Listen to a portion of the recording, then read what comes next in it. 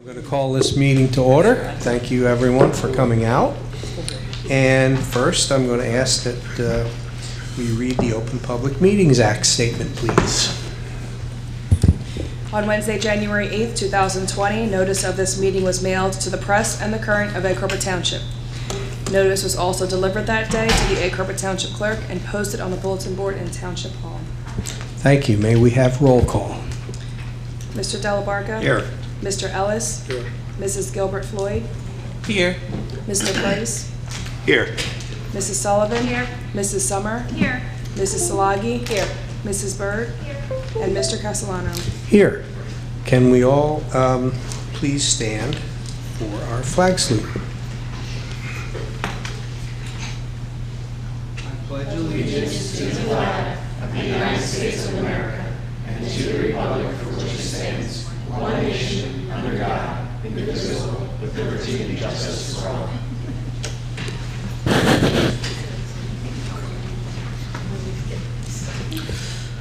Well, thank you, everyone, for coming out, and welcome to our February work session meeting.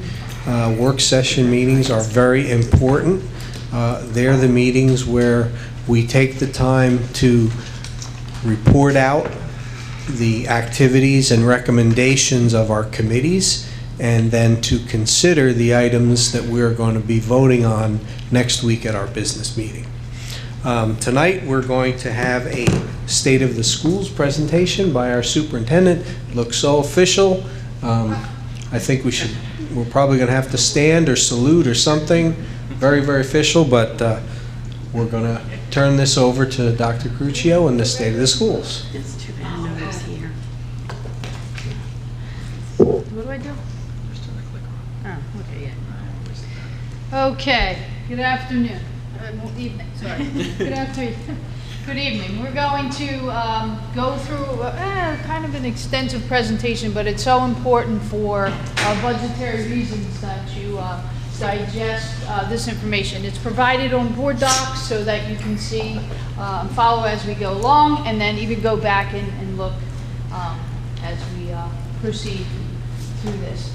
What I want to remind you is, as you know, the superintendent is to update you on district learning goals and what's going on in the district. And the practice that I took on is that every Sunday night you receive an update on weekly information, and at every board meeting once a month, the public as well as the board is updated on the progress towards the district learning goals. But I also feel it's important that mid-year that a State of the Schools, where we are right now, February 2020, is important to know what kind of progress we made, what your current enrollment is, et cetera, et cetera. And then at the end of the year, I will do the same thing as a follow-up. So here we go. What makes a community great? And I think we have to sit back and look at Egg Harbor Township and say, you know, what's great about our community? Why do people move here? Why do people live here? Why do people stay here? I mean, some people were born and raised here, and that's a great thing. And we surround ourselves with businesses and shopping and great restaurants. You know, we look to be family oriented. Each year the recreation program improves. There's outdoor activities for our community members. There's access to medical care, lots of that around us. Nightlife and entertainment is nearby, and low crime rate, and the pride, bringing residents together for the betterment of the area. And that's what makes a great community. But as an educator, I'm going to stand here and tell you what really makes a community great: schools. All right? And I can stand here very proud and say that we have the best schools in the state of New Jersey. I can stand here very proud and say, I wish my kids had the opportunities that students at Egg Harbor Township have, because we offer a lot, from great teaching staff to the programs that we have for our students. It's beyond what most kids get. So let's be thankful and grateful for the things that we have, and there are schools. So we provide great learning opportunities for our students. Schools are a social environment for our kids. We work each and every day to engage parents in our students' education. And great schools are great for your property value. So if you think about that, your property value is higher than most because you have great schools. Educate children to become educated adults, and our educated children with this community pride will someday give back to Egg Harbor Township, just like you folks are giving back to Egg Harbor Township, sitting and serving as board members. This is what we're all about the kids, and where our focus is on their success and their future each and every day. So a school day here works to improve our children's lives. We have a breakfast program to after-school programs. We have students 6.5 hours a day and sometimes more. We provide them transportation, we provide them meals, guidance, exercise, education, music, shelter, and a focus on learning and good character. And that brings us to our mission statement, where we say we embrace, engage, and we educate. So we're committed to take the collective responsibility for all students will learn, and every hand together, we work together to make sure that is happening. So it's very important that it's every child, every day. We work on building relationships. Tell the teachers the first week of school, I don't want to see pencils in hands until you know students' names and where they came from, and that you build that relationship with your students. You know what they're all about. You make those connections with your heart before we start exercising your mind. I shared this last year. It's a process of, it's a framework that we follow, and it's how we get to our budget. And we all have a vision. We have a district vision. We have a district mission. We know that. We have a strategic plan that we're on year 2 of. 2 out of 3 years. Next year is the 3rd year. We'll be looking to develop another strategic plan. We have an organizational structure that my team follows and enforces through the educational system, and we have an accountability system that we evaluate ourselves. So through that evaluation process, I'll share. So quickly, our vision is to be that premier school district where all students experience success. Here's our mission statement. I went through that. We surely know that where it is. It's definitely visible, and it's being used. Our strategic plan, you can find it on the website under Superintendent's Corner. Use that link, but know that that strategic plan, some of you were a part of it. It was a collaborative effort with the board, the administration, and the community to come up with the goals, goal focus, that we were charged, the administration was charged to work on over the next 3 years. And when I click that link and I evaluate the progress of the strategic plan, we're getting through it pretty good. We've hit almost every item on that strategic plan.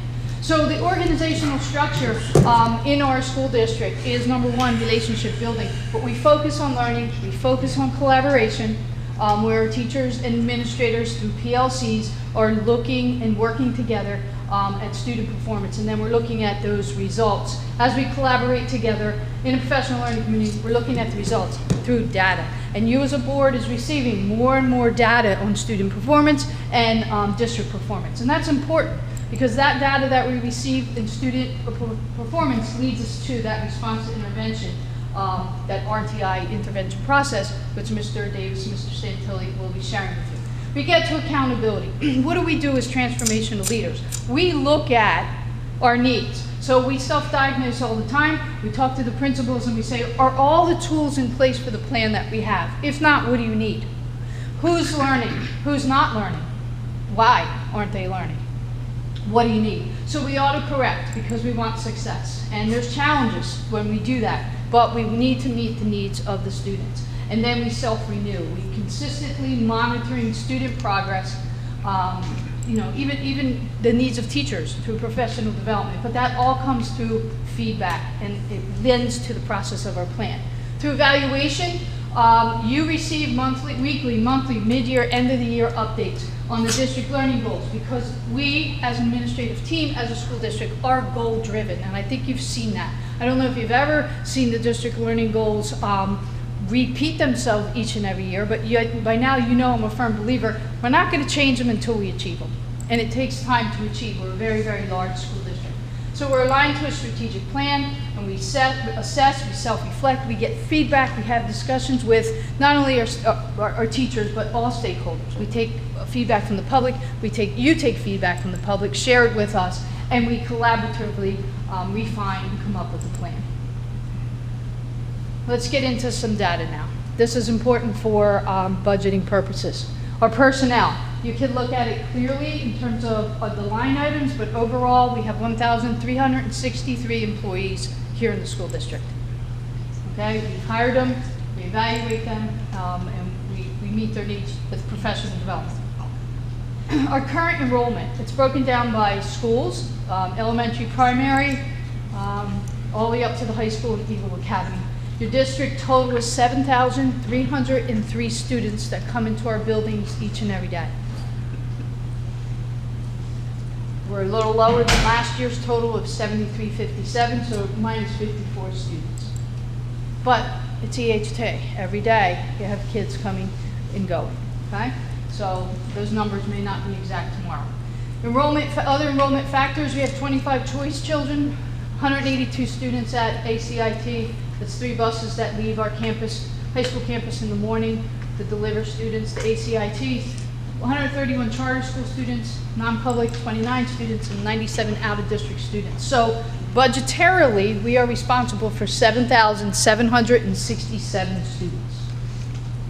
Okay? The class of 2019, very, very proud of 589 graduates, and as you can see, this is the areas that they have pursued. 58% of those students went to 4-year college. Demographics. These slides, in order for us to compare oranges to oranges, the latest and newest demographics for the county of Atlantic is fall of 2018.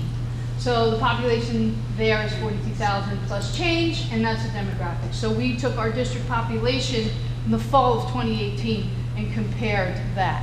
I will tell you, if I go in my file that I keep on my desk, in terms of demographics and enrollment, we're not far off. There's not much change in those numbers. All right, and I'd be glad to share the new percentages with you, but this is very, very close to where we are now. Okay? I don't know if you can see the colors there, but if you have it up on your screen, you can. District services, total number of students in the areas from remedial to Title I, special education, free and reduced lunch. There's the numbers, there are the percentages based on that 7,000 plus students that we have currently in the district. We went through these numbers and this data yesterday and made sure they were accurate for you to use. Curriculum instruction, what we provide overall this year is we're aligned to, and we test through the New Jersey Student Learning Standards, UBD framework, curriculum instruction, professional learning communities occur, and differentiation occurs in our classrooms. These are the areas, content areas in which our students are provided education in these areas. Other learning opportunities, we offer AP courses, advanced level courses, dual credit. You have the PSAT and SAT opportunities to prepare and take the test. Gifted and talented program, Accelerated Math, and the academies of Academy of Law and Business, the Medical Science Academy, the COM Academy. We have Academy for Education, and we're looking to have an Academy for Aviation and Fine and Performing Arts. Special education, broke it down in classified students. We have a district enrollment of 14.8%. We are below the state average of 18%, but I want you to know that it is an increase from last year. Out-of-district placements and our super seniors are included in that data for you. Athletics and activities, very proud to offer 30 high school sports and 38 activities, where almost on an average of 1,500 students are involved in after-school activities, as well as our 22 sports and 24 activities for two middle school students. Transportation, some fun facts here. 68 square miles in the town of Egg Harbor Township. Every day, 400 miles are traveled to get our kids to and from school. 400 miles. That's in the buses, those yellow machines are on the road, and they just go and they do their things. 1,000, just keep that in mind. I thought that was a fun fact. 1,000 tires are on the road every day. 97 buses to our daily runs. There's 480 bus routes per day, 481 bus routes per day. About 110 drivers, aides, and substitutes are on those buses. In our office back on campus, there's 6 office staff and 10 bus garage employees. 48 out of our district runs are served by outside vendors, where we're going to Atlantic County Special Services School District, to coastal, DCP&P placements, etc. 62 district vehicles are on our campus, on and off of our campus, besides our buses. And there's over 1,000 field and sport trips that we run and cover a year, and that's after school activity with the buses. And the cost for fuel, so you know, is $425,000 plus per year. and that's about $2.10 a gallon. And they're the miles we travel per year, over 1 million miles. Food services, we serve 8 schools, 76 employees, 5,913 lunches served per day. There's the prices. Free and reduced rate is 42%. That is down 2% from last year. And this year we're looking at new hardware and software updates and moving to a cloud-based program for this spring. And what that'll do is through NutriKids, it'll email parents the status of their students and give them program updates. Facilities, 3 supervisors, 2 secretaries. We have 79 custodians, 9 maintenance folks, and 7 grounds. They cover, clean, and maintain 10 schools and 5 ancillary buildings. That's over 1 million square feet of schools to take care of and clean. I can't take care of my house. I appreciate the work that they do, because when you walk into our schools, they're nice, clean, shiny, and we're very proud of the way they look. We have 7,835 is the total number of work orders addressed up to this point this year. Just a little over half of them are submitted by staff. Other work orders are preventive maintenance. And use of facilities requests that were worked by our staff alone is 4,433. We're very fortunate to have in-house experts in the areas of electricity, plumbing, and construction. Security, 3 Class 3 officers, 5 armed guards, 14 unarmed. This hasn't changed much from last year, but we've expanded. We've improved cameras. We're improving our new lobby design to be more secure. Our director of security is working with improving radios and the vetting protocol. So while we may have the same things in place, we are improving. District learning goals, just remind you of, the first one is improving student achievement, and these are the areas that I'll take you through. Literacy for all, social emotional learning, and street. In the areas of literacy for all, Ms. Moss was here. She explained what we were doing in ELA, but what's important is the data collection that we're doing on student achievement and student progress, and we are able to share that out now. It's important to see where they are so we know where to meet their needs. Everything is data-driven instruction, and teachers will take the data that they glean and be able to make those adjustments in their presentations in their lessons. We get information from our New Jersey standards, the state testing. We get SGO information, INRS data, and RTI data. Mr. Davis. Mr. Davis is quickly going to explain the RTI process. He has been working over the last couple of years to revamp that concept, and it's taken root. Yes. So we've done a lot of work in the district to look at the alignment from a curricular perspective. So in that, we have focused on the classroom instruction tier 1 and help the teachers with supporting them, providing them additional PD, and looking at our curricular alignment. The response and intervention program or concept philosophy is really looking at 3 tiers. Tier 1 is that core instruction. The goal is 80% of your population should be at tier 1 instruction, which means everything's going well. Tier 2 is that population is usually about 10 to 15% of students usually fall in this traditionally, and they need some type of support. We give them that support in the classroom, and we either expedite it or they just continue needing some type of support, and that's okay. Then we have the most intensive tier of students. That's usually the 5 to 10% of the population, and those students we're providing intensive programming on a regular basis, a program change to make determinations on whether or not we need to refer them to special education for evaluation purposes. According to our overall data, you saw a data picture last year which showed that we had a lot of work to do. The data picture this year shows that we are moving in the right direction. We still have a lot of work to do.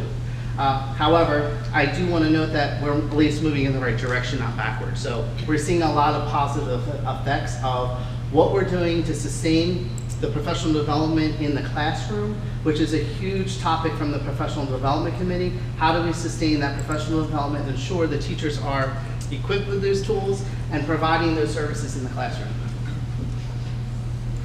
This data picture is our overall Pontus and Pinnell reading level data for the district in grades K to 8.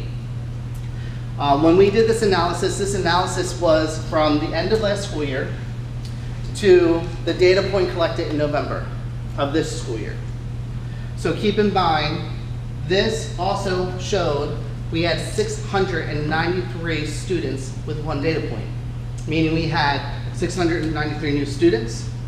We had a lot of students leave. So this information is comparative information for a student that was here at the end of school year, and then was here in November when we did that data snapshot. The data snapshot is just that, it's that moment of time. And we use this just as a meter just to kind of gauge us of what's working, what's not working. So as you can see, this is broken down to show you that we have students that are one grade level behind, and approximately about 250 of those students, and 2 grade level behind of the grade level, and that's about 77. So we're working very hard and very quick on addressing this. This does not include the special ed population that would be in our MD as well as our autism program. We're working with a different type of reading program with them. So to have them go through a stress level experience over a reading level, we didn't want to do. So we have eliminated them from this data picture, but we have a different program that we're working on with them. This is our Linkit test data, and this is showing you progress from the Form A, which is the fall, and Form B, which is our winter. And this kind of shows you where the grade levels in grades 2 through 8 are going. This is a predictive assessment. So when students take the assessment, they are seeing the content for that grade level for the entire school year, all the way in September. The idea behind this is to give us a measure and understanding where students fall, so that we can take that information and we could utilize it before we start teaching. And we can start to understand what do we have to really pay attention to from a deep level of instruction from a curricular lens to provide the students that type of support. When we are going through that in the fall, that also is giving us a predictive score. If students took PARCC today, or I apologize, NJSLA, if they took that assessment today, then this is most likely where they would fall within a range for that assessment. So it's very helpful for us as we're starting to learn how do we use this data in the classroom, how do we take this and work with the students so the students understand it. And we're starting to see progress in certain grade levels. Certain grade levels are still battling the students and trying to help them understand the purpose behind why we do it. But this is part of our universal benchmark process in response to intervention to really help us be able to target what we need. I don't want to interrupt you, but I see grade 1. So in kindergarten and first grade, we don't use this assessment. The reason being is they only have this particular benchmark up down to grade 2. Developmentally, in kindergarten and first, it wouldn't be appropriate. And when we are, when we're looking at grade 2, what we're doing is looking at more so, how are they performing on this platform? What do we have to help equip them from a technology standpoint so that the barriers of technology are removed and that becomes secondary focus? Because most of the times when I speak to a student, the first thing they say is, I have no idea how to use the mouse, I don't know how to scroll, and it's all platform based.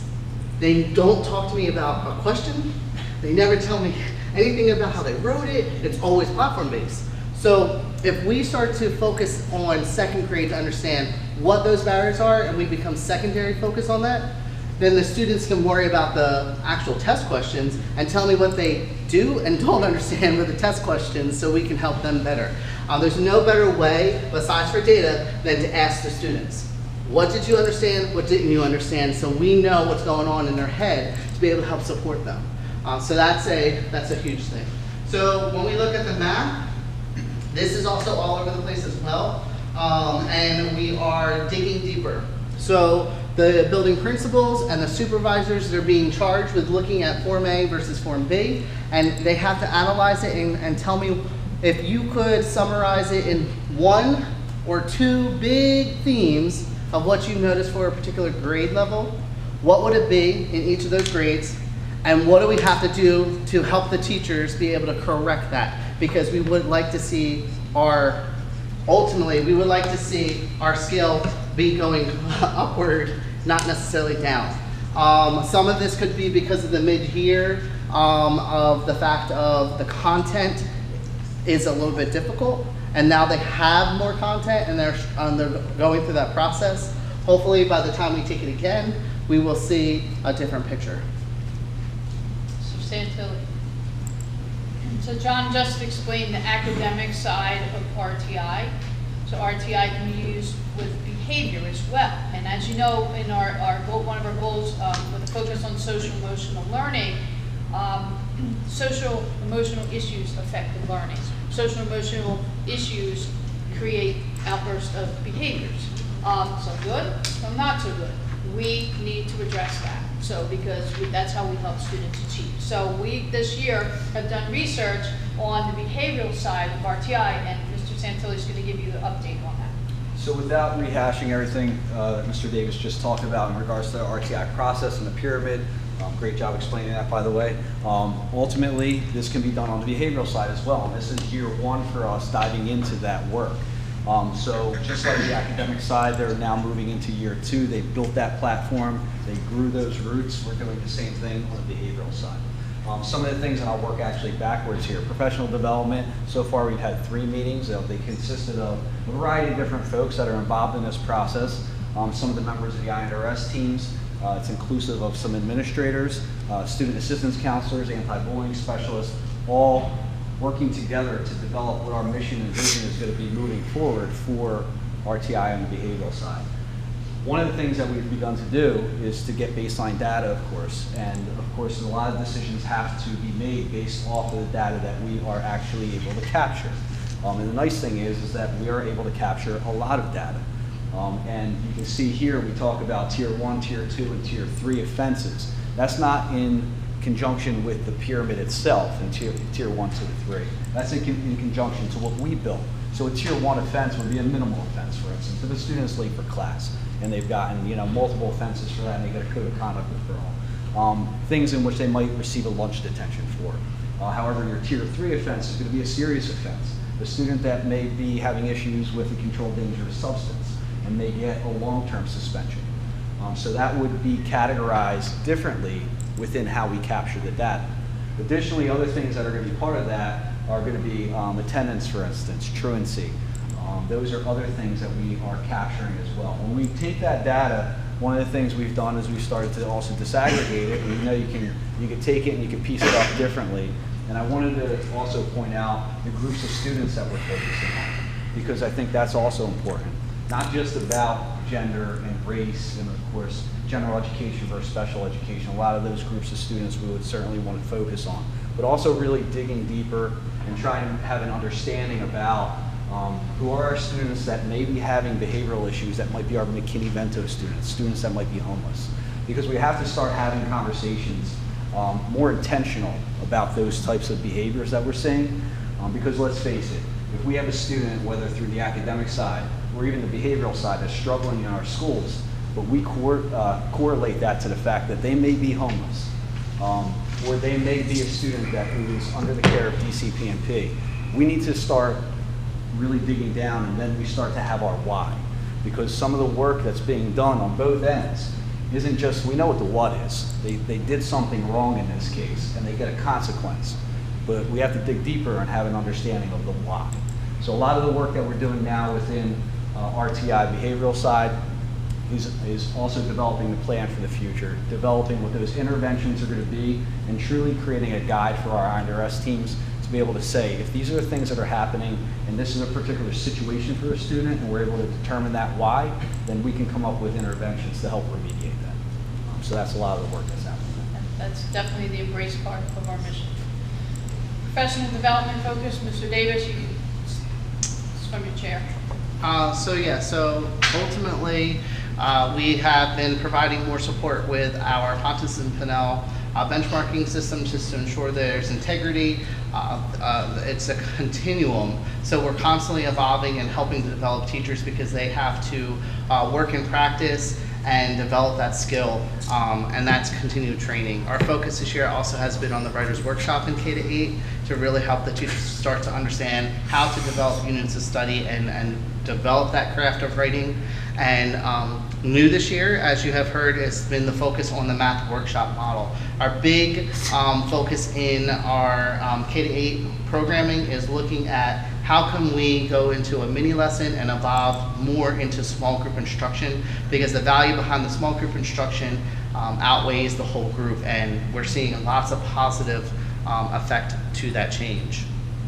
Of course, the response to intervention, the core instruction, we have done a lot of work with our evidence-based reporting process and our instructional rubric in K-3 of helping the teachers understand how to design those performance tests at the level that they need to be at and be able to get the students to demonstrate their knowledge and understanding at a mastery level.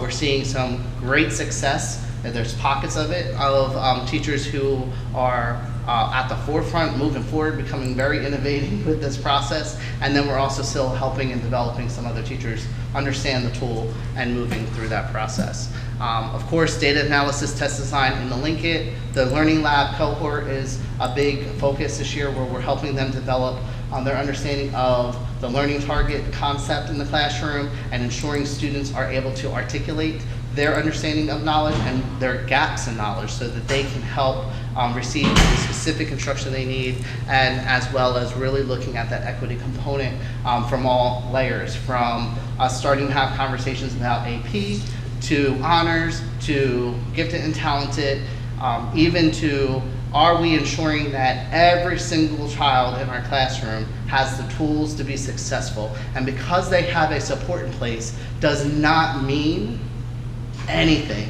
And really removing that label concept in our district and moving towards the whole, this is an EHT student.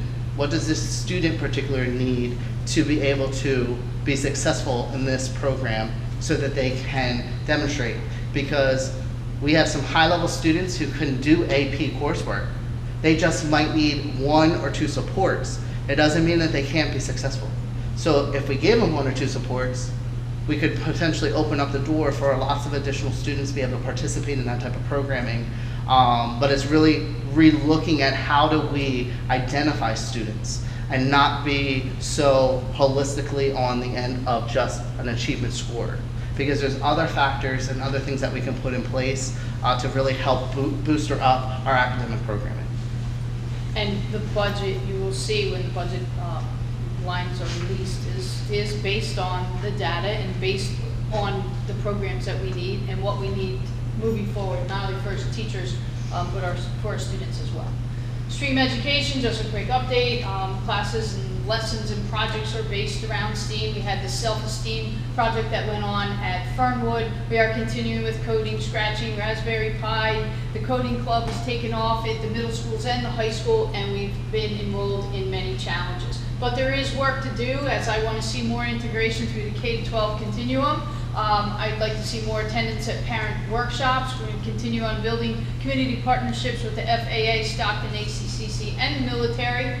Our robotics engineering and 3D printing and the VR and the AR, all those things will be expanded, and we are on a mission to integrate aviation education.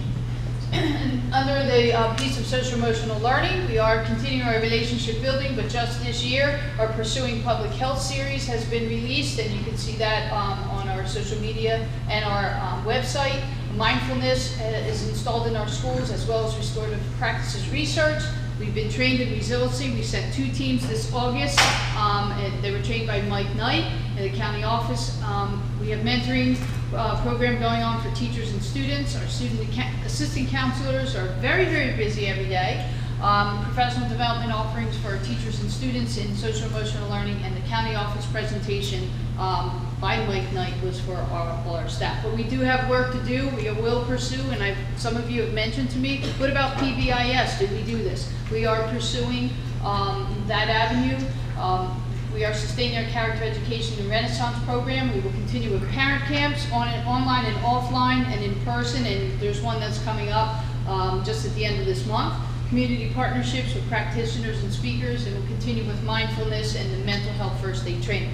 So moving on to our goal number 2, there's positive climate and culture is what we're always looking to have in our schools, and we're going to support that hashtag EHT Pride. We kick off every year with our September event. We have restorative practices, cultural competencies being studied, as well as the culturally responsive pedagogy throughout the classroom. So I shared that in a board meeting in the past, what I briefed my administrators on, but now we'll work between February and June to become more educated on those areas, and then our professional development will be for the teachers next year, beginning in November. Social media storytelling, we're always trying to tell our story on social media. Jocelyn's Renaissance Program, American Education Week is celebrated, as well as Teacher of the Year, Educational Services Professional of the Year, and Character Education. And our schools have all kinds of fun nights for families. Here's a slide that I'd like to share with you. I've shared with the administrators, and it's something to really ponder and think about: equality versus equity. And this is where we all have to wrap our heads around this and realize that fair isn't always equal, and what we need to do to address the needs of students to provide them equity. All right, so that's when John mentioned equity in a couple slides before. Equity is fairness. All right, so work to do in that area. We're still looking to reduce absenteeism, to celebrate more diversity, professional development in the cultural competency, and pedagogy and leadership development. And I shared with you I'm working on transformational leadership, a concept with our administrators. Last goal, goal 3, is expand that community pride. And we have our festival, town hall meetings. We had 6 of them this past fall, working with the community. We will be visiting community businesses. We have our National Anthem Project, toys, food drives, and our job fairs, and grants that we seek. And Sustainable New Jersey, we're very proud that all our schools received the bronze medal this year. But there is work to do in expanding partnerships, seeking more grants and funding opportunities, and you'll be seeing a development report now that we'll be sharing with the board to show you our updates on the grants that we are pursuing, the grants that we receive, and the different funding opportunities that are there for us. We'll be meeting with businesses, and we always invite the community in. So these are the changes that were made, and they were sustained. The branding, the social media presence. Just want to pause here to talk about our brand. That logo up there is something we're very proud of. Through Jocelyn's company, we worked with a committee that Mr. Santilli facilitated and led on branding.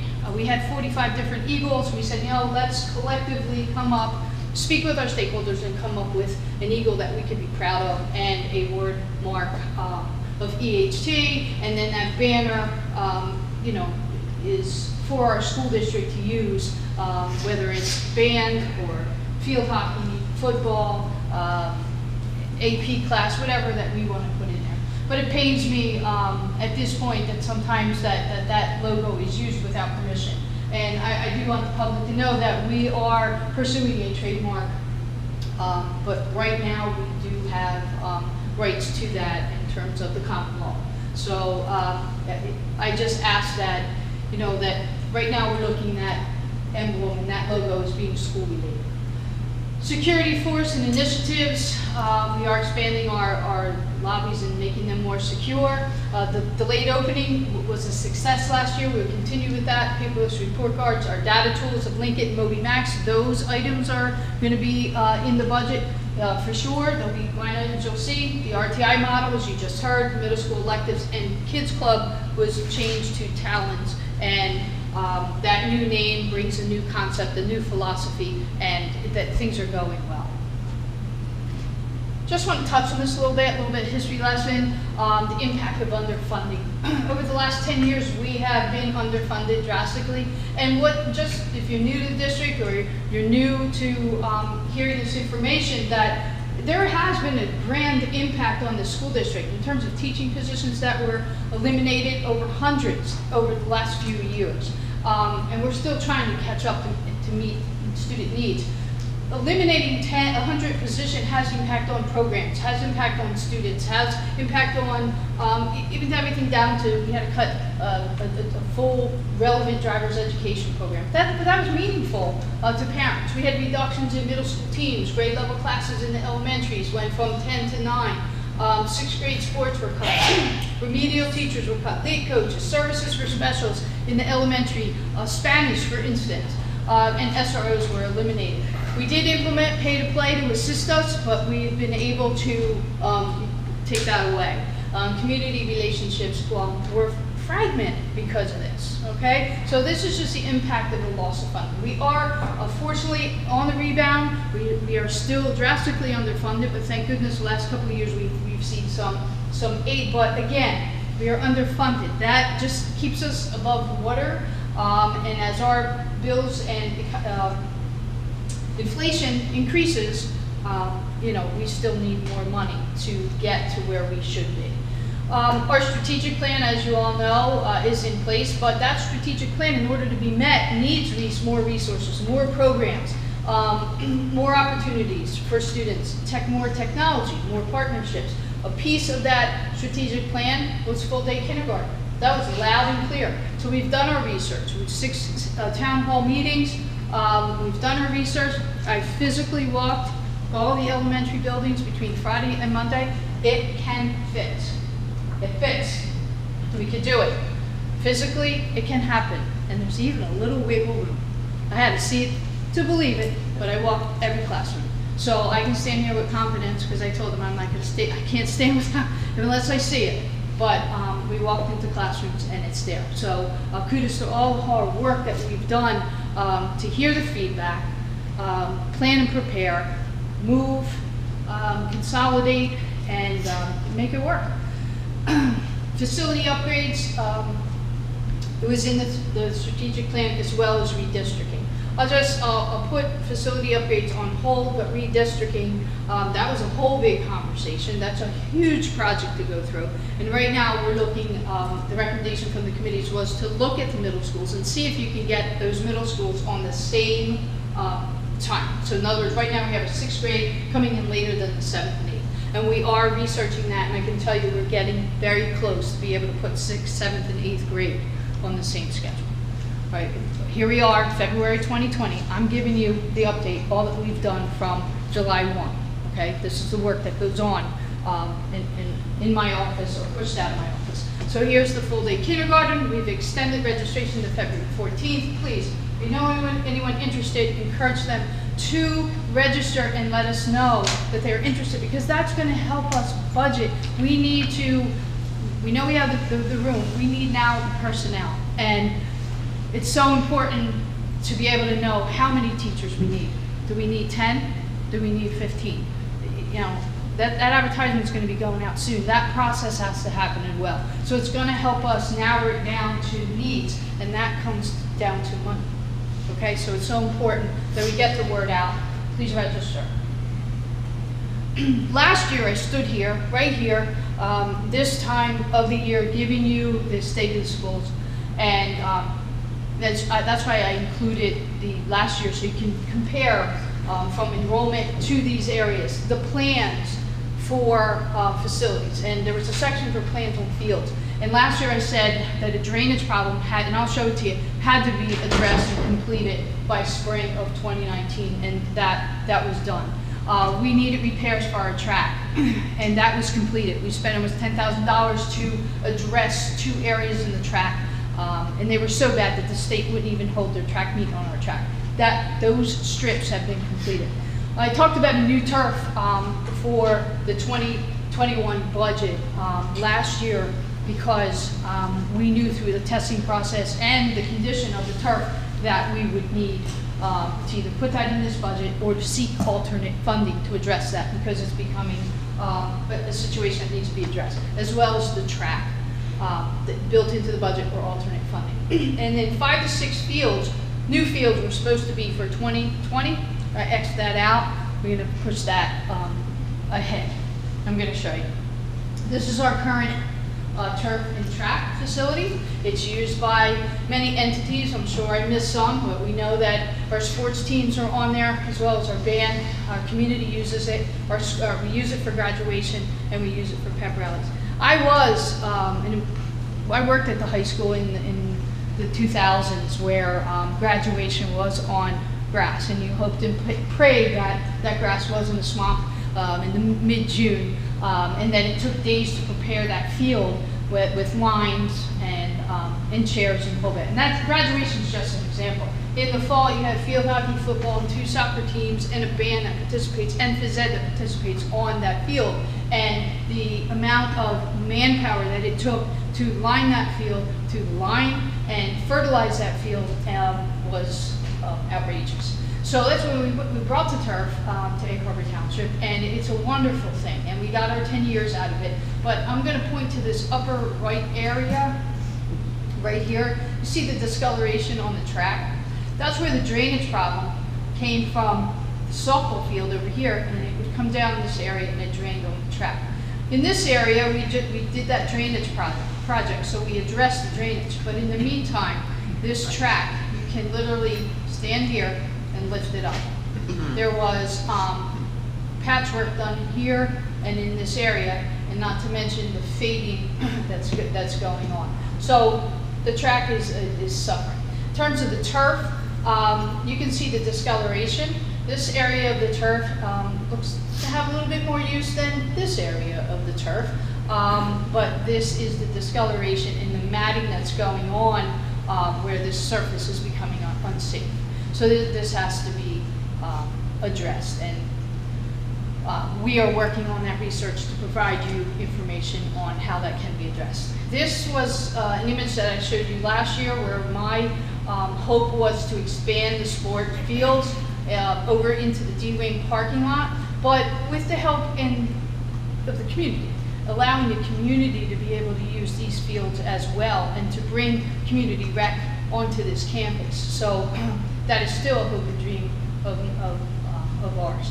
This right here is hot off the press. When we meet with the architect of record, we talked about, first of all, let's look at this high school. There's almost 2,500 students at this high school, close to 350 employees in there. This is a small college. This campus is a small college campus.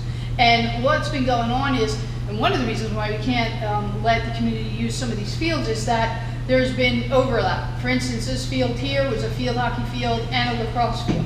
The outfield is part of the softball field. The field hockey, like I said, field hockey and lacrosse share.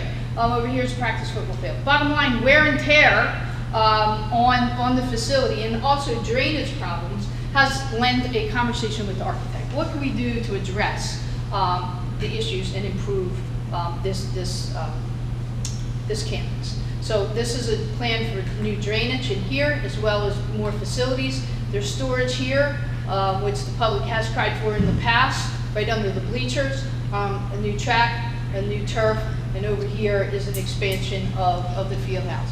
If you're familiar with the campus, this JV baseball field is over here right now, because I'm near the JV softball field, and what this plan would do is allow the sports to have their own fields, so that we preserve the grass, and then more people can use it. And we will be talking to you more about this as we move on, but like I said, hot off the press. Sean just met with the architects on Monday for even an update, but I was in this meeting, 2 weeks ago? 2 Mondays ago, okay? Moving on to how we care for our students, we have before and after care. So that's our Talons numbers, if anybody wants to look at that data. Neighbors for Change is part of the strategic plan, and it's something that Ms. Anaya took on and to facilitate meetings. In the fall, we had those 6 town hall meetings, so we put a hold on this. This spring, this will resume with a couple initiatives to pursue equitable school funding and grant opportunities, and obtain different streams of alternate revenue. And I want to thank you, Board of Education, for, first of all, listening to the presentation, but supporting our initiatives and believing in us and trusting in us, that the research and work that we do is framed around those district learning goals and around that mission right there. Central Administration and the Business Office staff, thank you for dealing with me and pursuing the directives that, that are handed out, actually, that are directed to you in to research and provide work. Our building principals and supervisors and program directors in our community as well. Very proud of Egg Harbor Township Schools. Like I said, I believe we're the best of the best. And if anybody has any questions, we're here to answer them, whether they're today or through email or a phone call. I am here. I know this was a lot, but we've done a lot in 6 months. Okay? Thank you.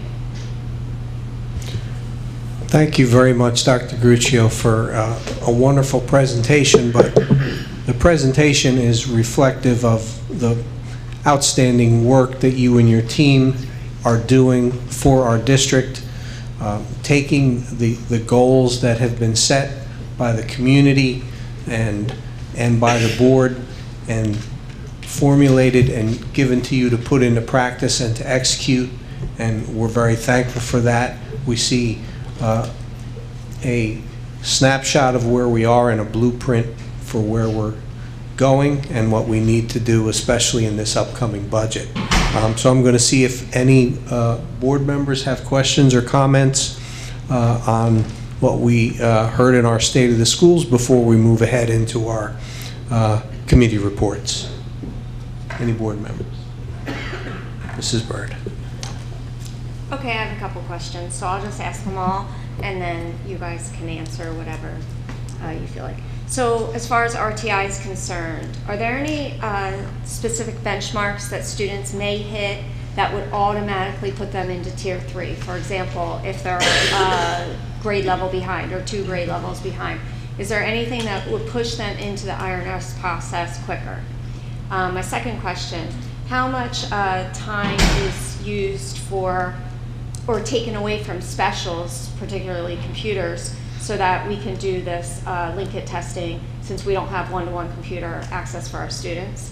Number 3, do we have standard forms for teachers to draw upon in our Google Drive that would help them with data tracking or possible interventions to do for their students that are not necessarily Tier 1 moving into Tier 2 so that they can start that process before they have their INRS meeting? And my last question is really more of a comment. As far as the new turf and new track projections, I would like to see the testing results from the last testing results that we took that we talked about at the last meeting, and also the most current that was on the agenda. I know for me, from a taxpayer standpoint, with 63% of our funding coming from our local tax levy, and with our ELA testing showing that 65% of our students from, I think, grades 1 through 6 in ELA are not meeting grade level standards, and 83% in math are not meeting grade level standards from that assessments, and Fontes Vanel is very similar to that, 68% not at grade level. I will have a really, really hard time approving turf and fields when we're asking so much of our taxpayers and our test scores are not as high as we need them to be. I would much rather see the money go into academics and full-day kindergarten. Okay, so Mr. President, I'm going to ask the board, there were 4 questions that might be here another hour or so to answer. If I could kindly request, is that a full board? Does the board, you have to ask the board, does the full board want those questions in answer form sent to them via email, extensive explanations? Or would you like me to just highlight the answers? What is the pleasure of the board? Should we maybe hold off and allow Dr. Gruccio to get back in details? Is that okay with you? Are you okay with that? I think it'll be a more thorough answer for you.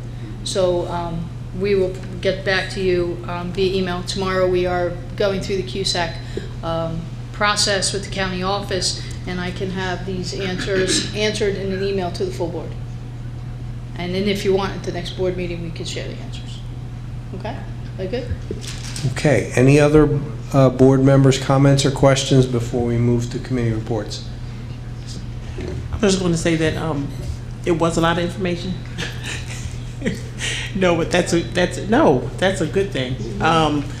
I think that it was a lot of information, and it covered a lot of different categories that, as a school board, that we're responsible for overseeing and voting on. And I just wanted to say that I feel as if when I think of budgeting and putting money out, I think that there are a lot of great opportunities for all students in Egg Harbor Township. But I do that is the concern for me. And as I looked at the report, was I guess it was 14% of the students. I don't think it was K to 6. 14% of the students were at grade level. Yeah, I think Mrs. Bird was commenting about that, so that's why I want to be able to give you a clarification and probably even more information, more so than what I have on that slide.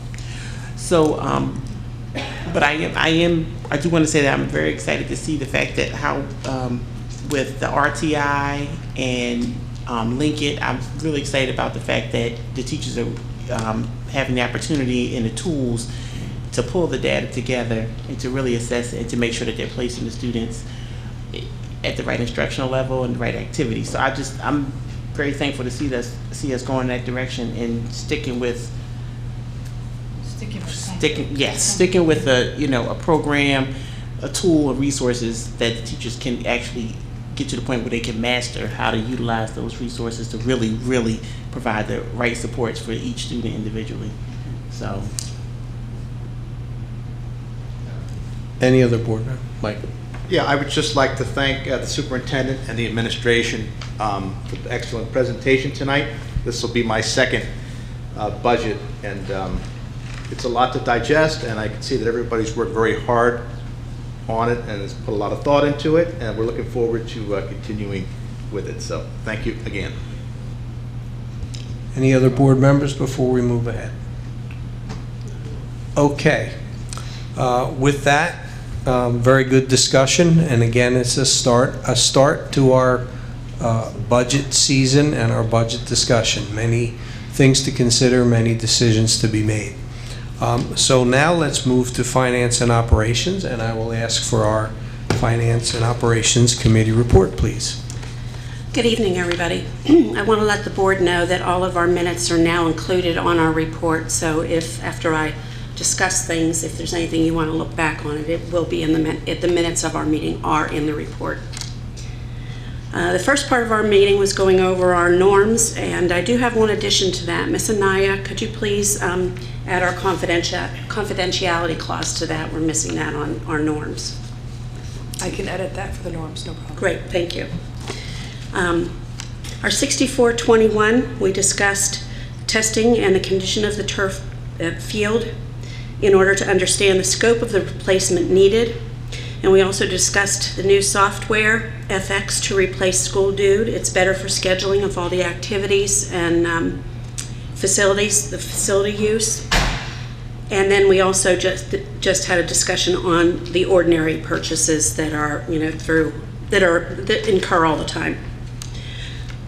We then discussed gifts and grants.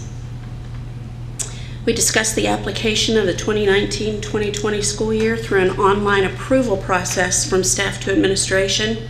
EHT staff has made 171 community partners to date, ranging from guest speakers, internships for ALAB, and grants to our school.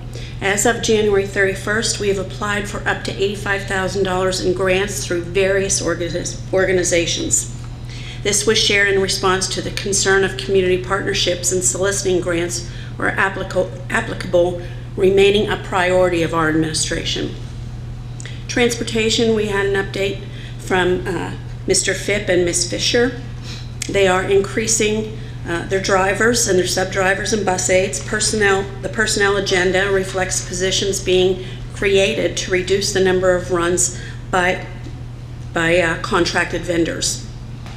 We also have 6 39-passenger buses funded by lease purchase and insurance claim funds as per our transportation transition plan, which was previously approved by the board.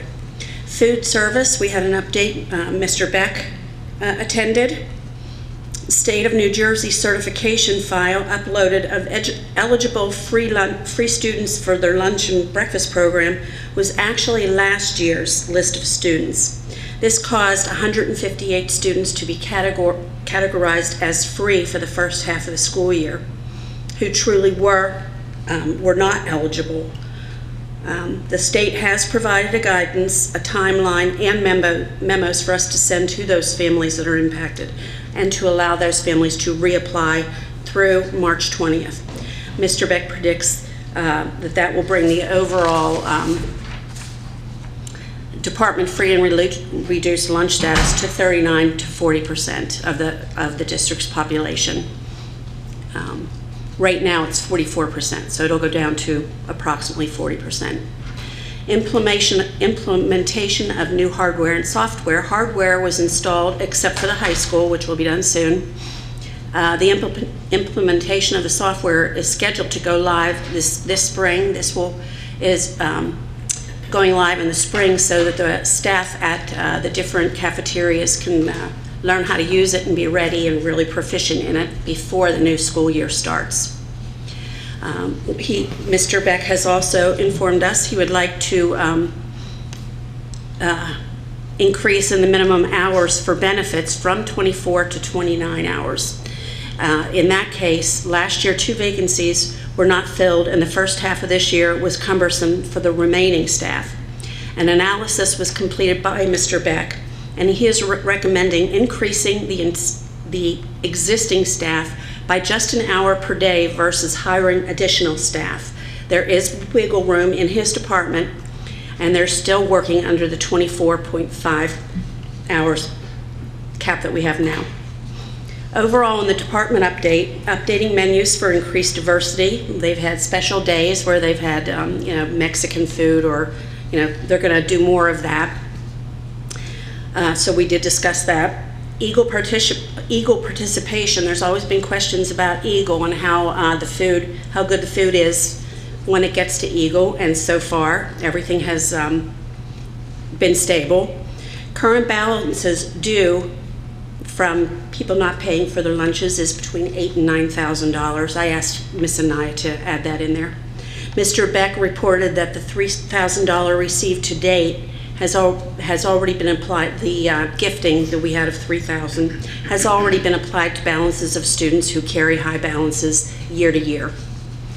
Facility update. Mr. Brunetta attended the meeting. It was a good meeting.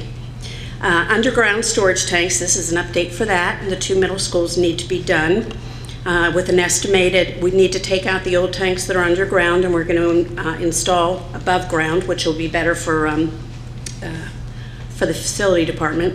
The estimated cost of that is $70,000 for both locations, what was originally proposed at $195,000, but the majority of the work will be done in-house for the cost savings. Fire alarm replacement. The bid is going out in April for the spring-summer installation, estimated about $500,000 to $600,000 for both locations, with a formal proposal to be presented to the board before February 18th action. Mr. Brunetta discussed the code requirements for replacing the system versus upgrading the system features, which will double the project cost. Maintenance management module, change for $8,000 savings. This will be on the 6421 for board approval and was selected by facilities, ITS, and the athletic directors. Now our vestibule timeline. Construction is beginning in March. Facilities department to work in-house to create the front office area switch on Davenport and Slaybaugh, and the vestibules will be done by September 1st. And let's see. We did have interviews for our benefit analyst and safety specialist. There will be 2 candidates on the agenda to be approved next week and to start May 1st. And then there's a reminder for committee to review the calendar about our budget dates and any questions they may have during that time. Thank you very much. Ms. Anaya, anything to add? Yes, thank you, Mr. Castellano. Something that was added to the agenda after the committee meeting. Viking is a place where we use to house our crew boats, and We've had a contract with them for a very long time, and it's a 5-year contract renewal process. The last contract, I know I'm in mid-contract, but I went back to them and I just asked if they could not increase 2% every year just because they know our budget can. And they did hold this year's 1920 cost for the next 2 years. So the amended contract is actually on this agenda for board approval. Just 2 points of clarification. The above storage tanks, the tanks we spoke about, not only being better for facilities, but it was also DEP has new requirements for underground storage tank testing. We had brought that to your attention last spring. This is to remedy that problem. The fire alarm bids, it may not be this agenda. We thought it'd be closer to, I don't want to throw it on you at the last minute if I don't have the information by Friday. Basically, this school, as well as Fernwood School, the fire alarm panels and equipment are original to the building, and they were the cheapest one available for the lowest response bidder at the time. So they were antiquated when they were put in. They are still functioning, but the last repair we did at Fernwood, we had to dig into a closed down casino to get the parts needed to repair it. So it is time to replace it. If the proposal comes through in time, we'll take action. If not, it has to wait till March. Thank you. Any board members have questions or comments on finance? Tamika? I guess it's more of a question of, it's stated the vestibules will start in March. The construction of the vestibules will start in March? So the elementary buildings were identified to be done between March and June on second shift. Specifically, those are mostly adding doors, switching access points, like where the swipe is. The lesser severe ones are at the elementary level. Okay. Outside of Davenport and Slaybaugh Elementaries, when we're actually flipping the front office and the vestibule area, that's a little bit heavier. Okay. And those will be done, In the the summer. switch will be done in-house, and then the vestibule process will be done after hours. Over the summer will be the middle schools and both high school locations, which are a little more complicated. Okay, yeah, I was just wondering, because I said, vestibule is a, a big undertaking, and I know that our district is used to construction. So at the high school, there was a lot of construction, but I just was wondering how we were going to get it done, and was it going to, it's really in the front of the school, so it won't disrupt the classrooms as much. Correct. And once we have an actual timeline, I'm sure Dr. Gruccio will share with the board which schools will be done first, and we may just attach this, the pictures again to remind you. Okay. Thanks. No problem. Anyone else on finance? Okay, let's go ahead with our curriculum committee report, please.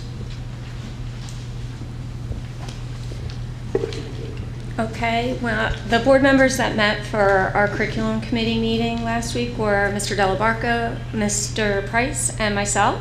Also, Assistant Superintendent Mr. Davis was present. Our chair, Mrs. Summer, was absent due to a family illness. So I'm doing the report this week for her. In our committee meeting, we discussed future summer camps being offered by coaches who would like to introduce athletics and build interest in those athletics amongst our younger township students. Between coaches volunteering their time and booster clubs providing fundraising support, our students are able to be exposed to new opportunities to further develop their skills.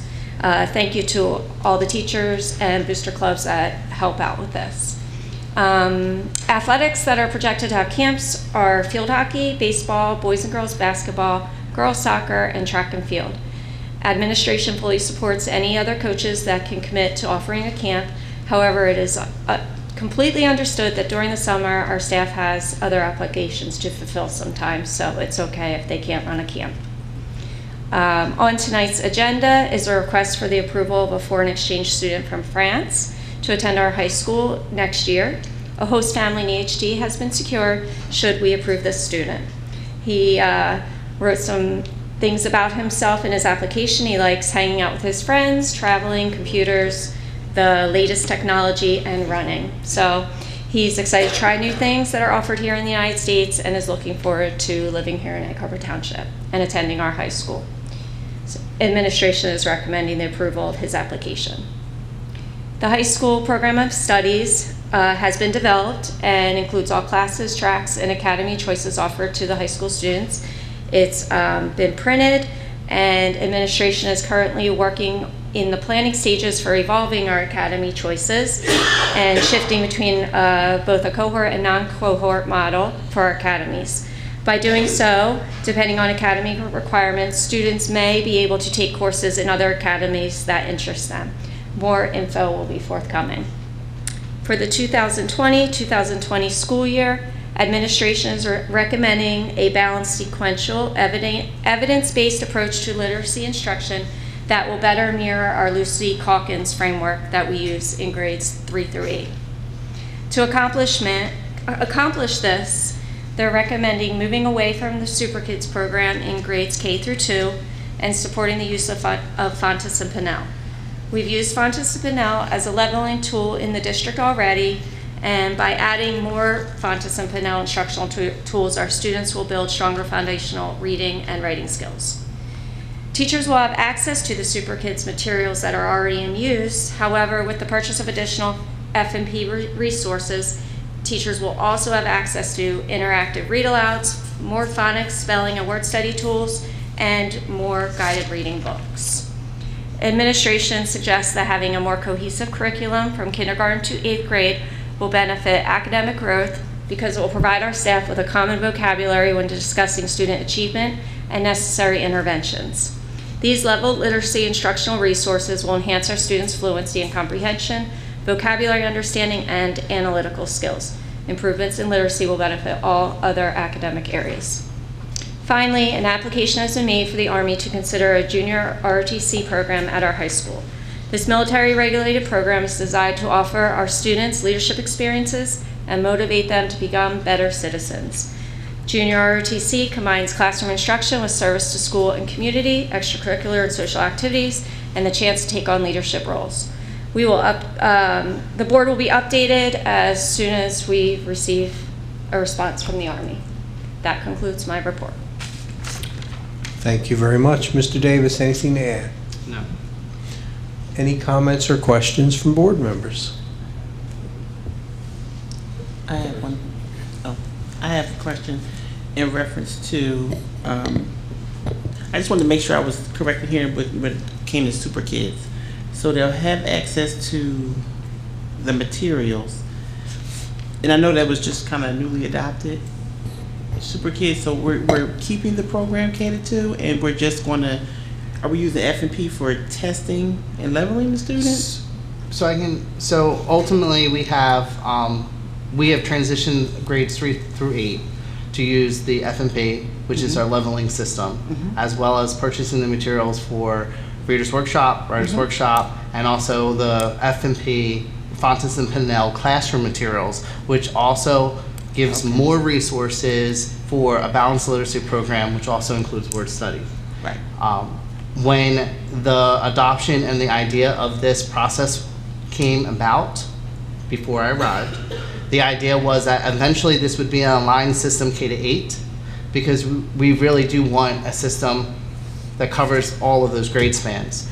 While they adopted this, they pushed it out in the upper grades, and in the meantime, they were coming up with a solution to help the teachers for K to 2. So Super Kids was the solution brought into the district to help the teachers to create an aligned curriculum to help them move in that direction.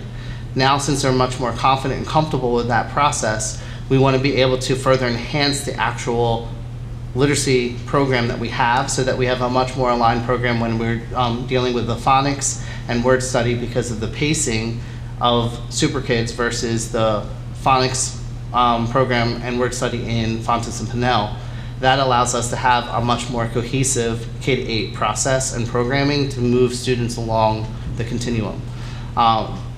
We did not want to necessarily remove the material that they have access to, because there's a lot of wonderful resources that come with Super Kids, and the teachers do like it. So if anything, it just makes sense to allow them to have access and enhance what they're doing from a curricular and resource perspective in the classroom, and then also help us align further the K to 8 continuum.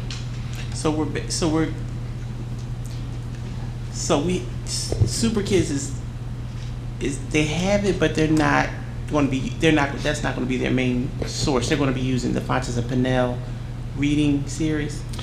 So we won't have a reading series. We are going through our district, we're using the curriculum. So the curriculum will guide us through that process, and it will be utilizing resources, mainly using the Fontes and Pinnell resources, and the teachers can utilize the Super Kids program to supplement for anything, because there's going to be times where there might be something from Super Kids that they felt was a better resource that they could utilize if so choose. We just didn't want to necessarily pull it from them But it's getting because, phased out eventually. yes, the ultimate goal Super is for Kids. us to Everyone to be on Fontes and Pinnell. Yes, that's going to become the priority, but we just didn't want to necessarily wipe it from the classrooms right away. I was thinking, I know it was an expensive adoption. Was it expensive? Well, with this adoption, this is a purchase now, no consumables. Super Kids, we purchase consumables every year. So from a longevity standpoint, it creates our continuum and consistency from a K-8 perspective, because the two programs speak differently. Yes, and K-2, I just know K-2 is just so, it's just so different than the third grade, because that's where they learn how to really take off and become readers. So I was just wondering, because I know that's been a concern, like just sticking with something. I agree with you. My experience from word study, I'm very big on Orton Gillingham, Wilson, anything, foundations. Word study is extremely important, and we are moving K-8 into a world where the end result is extremely important. So if you look at our standards-based report card in K-3, it's all clustered-based, because we want to try to start to move away from isolation and start to understand, like, all of these particular isolated skills are extremely important to achieve this strand. So we want to be able to focus on the phonics and the word study component, so that when they go to the reading and writing, it starts to make much more sense and move quicker You still along want to that have two spectrum. separate programs. I'm sorry, what? You don't want to use two separate. Correct. So Super Kids is eventually going to be phased out, but it'll still be available to teachers During the But we're- transition. During the transition, but we're going to do F&P, Writers Workshop, Yes. Lucy Calkins, all the way Yes. Lucy, sorry, and K-8. Yes. Okay. So that there's alignment and consistency. Mrs. Sloggy. You answered half of my question. Okay. My other part is the consumables. You're cutting back on the consumables, which is workbooks, and thinking about the budget. Are we going to be using more copying paper and more ink and more charges with the copying machines? So we've done a lot of work with purchasing the actual texts that students have access to. We have wonderful leveled libraries that are shared. The additional resources that come with a particular program, from interactive read-alouds and shared reading text, would not require staff to have to do much printing or copying, because the students will have real books in their hands, which is extremely important when you're teaching the reading concept. I'm not a fan of reading A to Z. However, it's very useful at times because sometimes you don't have access to a certain particular level a student needs. And that's appropriate for that situation. But we want to try to have books in their hands, and this allows us to continue to ensure. And it lends towards that cultural responsive pedagogy. Because Absolutely. now the students can choose more relevant books, whether it's to their culture or to their interests. So there's more choice involved. Yeah. Well, when you talk about consumables here in your committee report, aren't they workbooks? I mean, So anything that program requires that we have to purchase annually, that would be consumable. Right. So it could be a workbook, could be anything related to that program to make that program successful.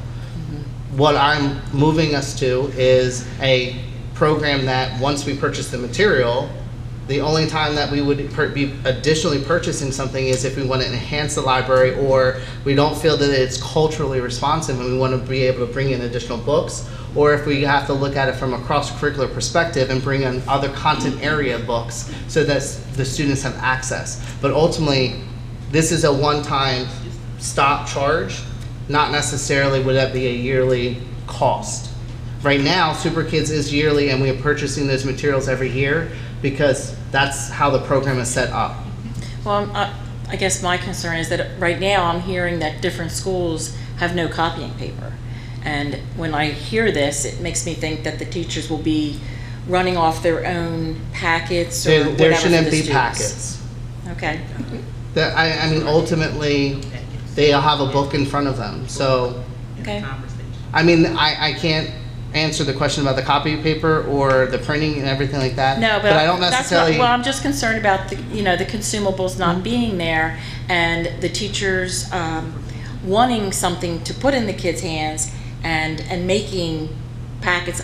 I know what my kids brought home, and it was packets of things that they had run off that they wanted their students to have. So with this process, it's much more about teaching them the reading, and they'll have books in their hands. So, Okay. yeah.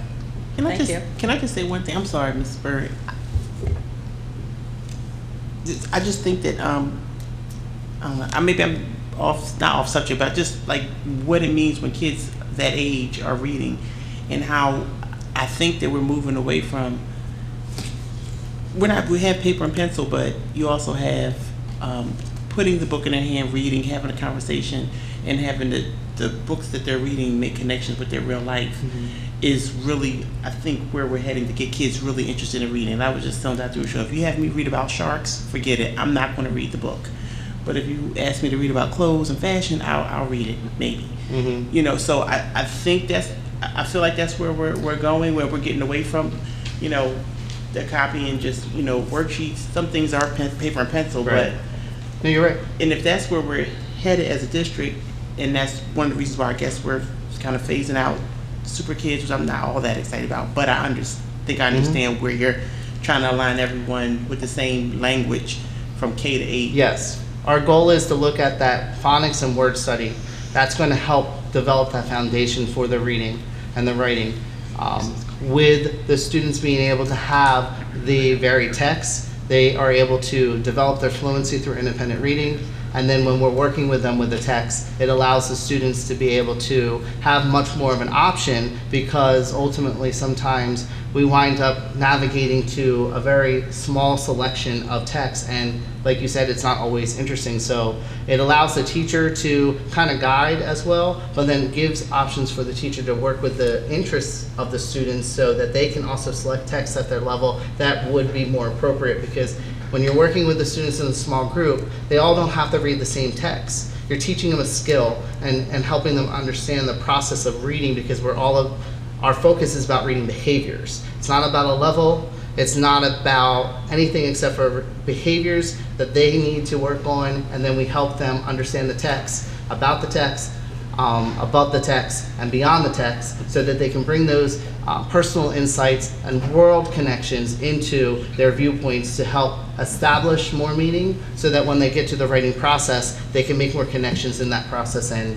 be much more analytical. And Mr. Davis, I thank you, because that when you look at our strategic plan, you just hit on the educate section of that strategic plan, where it speaks to the student agency and the student choice and the relevancy. And but I just remind everybody, we are following that strategic plan and working diligently each and every day to try to meet the needs of the community and what we have on that paper and beyond. Mrs. Bird. I just wanted to add on to what Ms. Scalagi asked. With Fontes and Manel, the materials we will be purchasing, from K-2 perspective, while a teacher is working in a guided reading group and the other students are working more independently, will the materials offer some kind of manipulatives for those students to be working with in their word study, in their phonics study? Will the teacher have encoding and decoding materials with the program, or would they have to print off their own tools? So some of that does come with the program. That's a great question. And our teachers have been doing a great job, and they have a lot built of their own. The concept of literacy centers is not new in the district. They've been doing it for a while at this point. So when I walk in a classroom, 9 out of 10 times, it's been teacher created. It's not coming from a program. It's not coming from a resource. It's not even coming from Teachers Pay Teachers. It's legit their own mind of things that they're creating that I'm like, I would never have thought to do it like that. But that's awesome they've come up with. So it's a mix, but we try to provide them those supports as well. Yeah. Thank you. That was my follow-up question. That should, say, a new teacher who may not have daily 5 materials or, you know, have built up their center closet, will they have access to these things through, you know, their classroom budget? Or I just don't want someone who doesn't have all of these things to then have to spend all of their own funds to Correct. get them. We can definitely look at that, and we can ensure that we help provide the support. I know the teachers do a lot of sharing as well, but that's something that we should always consider because new teachers come in and it's a lot when they have to learn everything. So we want to make sure that we can help them as much as we can. Mr. I have one more. Sorry. Do you mind? I wanted to say that I applaud the efforts to transition to a more cohesive plan from K through 8. I think that helps with consistency with students. It helps with the consistency with teachers. If teachers move grade levels, they understand the process. They don't have to learn a whole new set of rules. And additionally, I work with super kids in, you know, my daily in kindergarten. And while I really do like the program, I see that it does have its limitations, and I'm excited to see what this new Fontes and Pinnell brings, because there are gaps in Super Kids, and I think that for our community, those gaps are need to be filled in a different way. So I applaud your research into this. Thank you. Okay. Seeing none, any more comment? Question on curriculum? Mrs. Sullivan. I'm just wondering, I'm old school. Anything with cursive coming back? Anytime soon, or at all, or ever? The only update that I can give you about anything related to handwriting is the fact that there's conversation on just bringing back the concept of teaching students actual time on handwriting. Yep. But that's not necessarily cursive. Right. Just No. us folks having instructional time on penmanship. Oh, good. Certain programs have those things built in. Right now, that hasn't necessarily been a hardcore focus, but teachers are spending time on it because it is a fine motor skill, and it is very challenging sometimes to read their handwriting. So the state has discussed possibility of bringing that back as an expectation for schools to do. So we'll stay tuned. Thank you. You're welcome. Anyone else? Okay, we're going to go ahead. I'm going to ask Dr. Charlton if there's anything you'd like to highlight in personnel. Thank you, Mr. President. Yes, as you know, the Personnel Committee is comprised of all 9 members of the board, and tonight in committee we reviewed the June 30th position vacancies that are upcoming, and also we discussed the timing and scheduling of various personnel agenda items in the spring sessions at the spring meetings. And lastly, I just want to thank the board for your support of the recruitment video, the applicant recruitment video that's currently under production. I really think it's going to increase, you know, and engage our footprint on different educator network sites, regional colleges and universities, and getting the word out there that EHT is a wonderful place to live and to work. And hopefully that will diversify our applicant pool and bring a greater talent, you know, to our applicant pool as well, which is the goal of any organization, to have only the best to choose from for our students. And I know we agreed that next week we're going to actually film a little segment of it here real quick, and our cameraman Ian was very gracious in coming here early. So thank you, Ian, we appreciate it, and we'll see you next week. 6 p.m. Yep. 6 p.m. sharp. We will be filming. Anything else? Any board members? Questions, comments on personnel? Okay, we're going to go ahead and move from personnel to our policy committee report, please.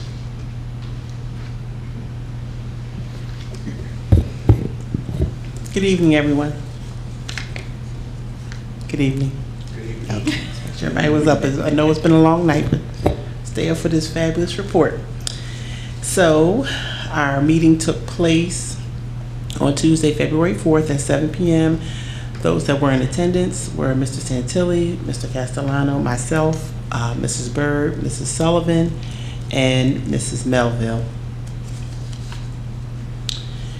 On Tuesday, February the 4th, members of the Policy Committee met to discuss policy agenda items. Oh, I already read that part. The Policy Committee began the meeting by reviewing our current policy committee norms. The committee decided to maintain our current norms. The Policy Committee reviewed 3 policies, 1 board regulation, and 1 bylaw. Of those reviewed, 2 of the policies were revised, as well as the bylaw. The other policy and board regulations were both new. The committee recommends to the board the attendance policy 5200, unpaid meal charges, outstanding food service charges 8550, and board committee bylaws 0155 for a single reading on February 18th, 2020. The Policy Committee also reviewed the safety patrol policy. The Policy Committee also reviewed the safety patrol policy and board regulations for the safety patrol on number 5860. Both the policy and regulation are new and mandated and will require 2 readings. The Policy Committee recommends to the board for the first of 2 readings on February 18th, 2020. Finally, the committee began the review and discussion of Policy 9140, Citizens Advisory Committee, at the request of a committee member. Due to time constraints, the committee recommended tabling discussion on this policy until our next Policy Committee meeting. Outstanding issues and concerns, none, and possible topics to be discussed are going to be, again, Policy 9140, which is our Citizens Advisory Committee. Thank you. Do we have any comments or questions from board members? Mrs. Slaughter. Yes, in looking at the bylaw, as far as committees being made up of 4 board members, if another board member wanted to sit in on that committee, how would it decide who would step out of the room so there wouldn't be 5 in the room? Well, at the committee meeting, we talked about that, and actually, Ms. Sullivan is our 4th policy committee member. So, if we're given, I guess we just give notice, and then someone could step out. We said we would be flexible. Well, I mean, the change is going to allow for a 4th rather than a 3rd. The way our bylaw reads, the president must be a member of each of the committees. Yeah. So there is no flexibility. That's the way the bylaw reads technically. Now, through the years, we really have not followed it precisely. It's varied. And what this change does is it allows more board members to participate on more committees. It allows more participation rather than less. We can't have 5 board members on a committee, we can only have 4. So, you know, this allows board members to be on more than one committee if they choose it. So we're allowing more participation. But if we want to have, you know, more than 4 board members participate, it becomes a full board issue. Committees are by nature limited to less than a quorum. And well, this just came up in discussion, just the fact that when people put in their request for the committees, some people put in, you know, 4 people put in interest for a particular committee, and we only had 3 people put in interest for, I believe, the Policy Committee. So it just kind of worked out, I guess, that way. I don't know if Mr. Castellano was trying to give people what they requested, so we wound up with most of the committees having 4 people, and then policy happened to be a committee that only had 3 people. Yes, in fact, this year I didn't have to make any hard choices. Everybody got exactly the committee that they chose. And now we have Ms. Sullivan on our committee, so. May I just raise a Four. point of interest from my point of view? I did last year attend as ex officio member of all the committees as president, and I thought that was very beneficial to me to be aware of all the information going on in the district and all the committee activities. I really don't like the change at all. I think that's a great idea to have 3 members on every committee, that the president be a part of the meetings. And at times during the course of last year, when someone wanted to attend a meeting, I stepped out so that that person could be at the meeting. And that happened a couple of times through the course of last year. I just think that it really gives the president an awareness of what's going on throughout the district from all the different administrative viewpoint. And I think that is very important to be more aware as a leader of the committees, of the board, as to what's going on in the committees. So I really have a little bit of a problem with, I think it's great that people want to participate, but you are participating. You have 3 people on every committee, there's 9 of us, then the president gets to do an ex officio role where they can do, and as a leadership role, it gives them more background in what's going on in the district. And I guess just quickly before I go to Mrs. Summer, if that's what was happening, if you were stepping out, then technically that wasn't what the bylaw called for. So that's why we're going to update, that bylaw. But also, this policy change doesn't preclude from doing it the way that you actually would prefer to do it. A future president, the way it will read now is that a board committee can have up to 4 board members. So the next board president, he or she, can choose to do it exactly the way you're saying and have 3. The board president could sit on each if he or she wanted to, or allow people to sit in if they wanted to on a periodic basis, or appoint 4. So it allows a maximum amount of flexibility for future presidents to structure the committees. Yeah, I really don't see that in the wording there, but Up to 4. the May covers that, you think? May. President May. And I'll go to, Mrs. Summer. I was just going to say that I thought that we addressed this at the retreat, this issue, so why is it being talked about again? We did address it, and this is just implementing what we had discussed. Yeah, at the retreat, we asked the committee to discuss it. Right. So I just would like a review of what that discussion was. Anyone else on? One last thought. So, and I understand what Mr. Della Barker was saying about the president going to each of the committees, because Mr. Della Barker did come to all the policy meetings. I was looking for you at this one. But, so, I'm just going to ask, is there communication, like to say the chairperson, chairwoman, chairman of each committee? I know the agenda items, the agenda goes out, and that's available to everyone. And also, is there communication from the chairperson to the president?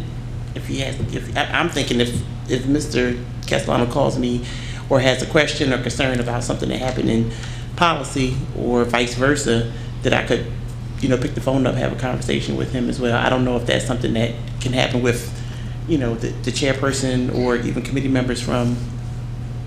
Yes, absolutely. And I think another thing that is certainly allowed and encouraged, if someone knows they're going to miss a committee meeting, let your chair know, and the chair can contact the president. We can work it however we want, or you could alternatively see if another board member wants to fill in for you. We've done that many times. There's nothing in the bylaw precludes if someone's not available and they would like to have someone sit in for them, or for someone just to sit in for someone on a particular evening. Nothing precludes. Because the last 2 years, I remember maybe,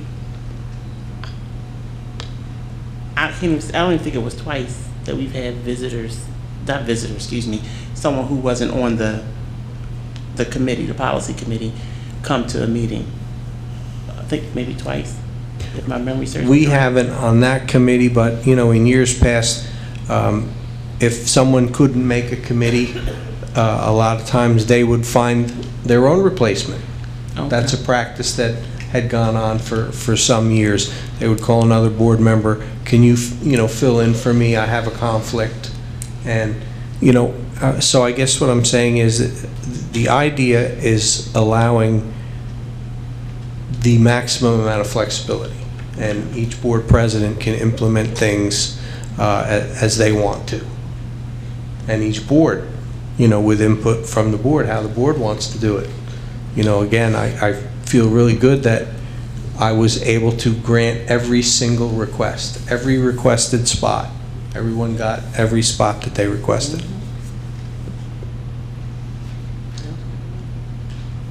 Any other questions, comments on policy? I have a comment on policy, or maybe a question.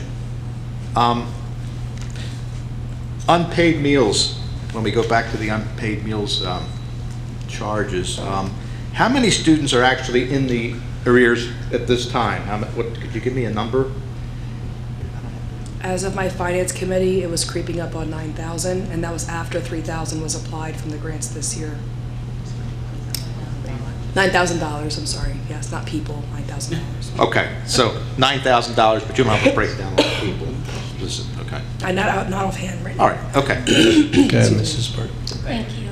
I think, I could be wrong, but I recall from the policy meeting seeing a figure at the end of last year's fiscal year, so June, the final number was like, of unpaid fees was in between 4,000 and 5,000. It was just over 4,000, that's correct. Right, so we're at 9 right now, but that historically, was the 42 more accurate at end of business year? I did not pull or- history. I can pull history to see where we usually end up. From the audit standpoint, it's after the second year is when it falls off to be uncollectible. I'd have to get the historic, but I know last year, end of year was about 4,000. A lot of things, we used to be 48%, we went down to 44, now it looks like we're gonna be close to 39 or 40. Those people on the cusp, it may be higher income families. We never did the study to see who's actually not paying economically, whether it's one way or another, but there are ebbs and flows.